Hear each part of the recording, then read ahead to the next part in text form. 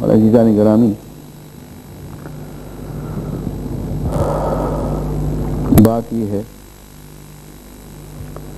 کہ حضرت عمر رضی اللہ تعالی عنہ سے صحابہ نے مطالبہ کیا کہ یہ جو زمینیں ہم نے فتح کی ہیں،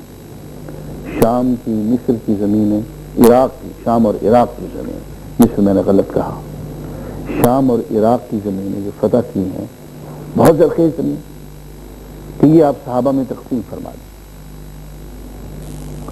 سیدنا عمر فاروق رضی اللہ تعالیٰ عنہ نے کہا کہ بات یہ ہے، اے میرے رسول کے صحابہ،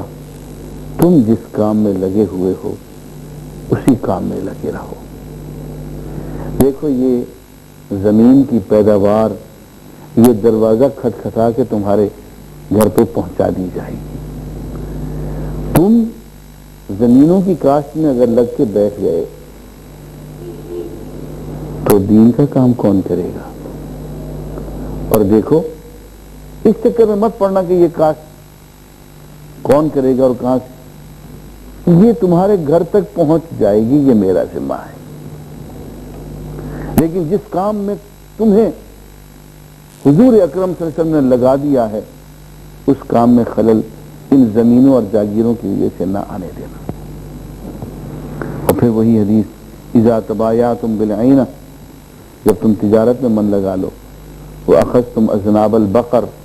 بیلوں کی دموں کو پکڑ لو، ورضیتم بالزرع، اور تم زراعت میں اپنا من لگا لو، سلط وترکتم الجہاد، اور جہاد چھوڑ بیٹھو، سلط اللہ علیکم ذلا، اللہ تم پہ ذلت مسلط کر دے گا، لا ینزعہ، وہ ذلت کو نہیں ہٹائے گا، حتی ترجعوا الی دینکم، جب تک کہ تم اپنے دین کی طرف لوٹو گے نہیں۔ وآخر دعوانا الحمدللہ رب العالمین۔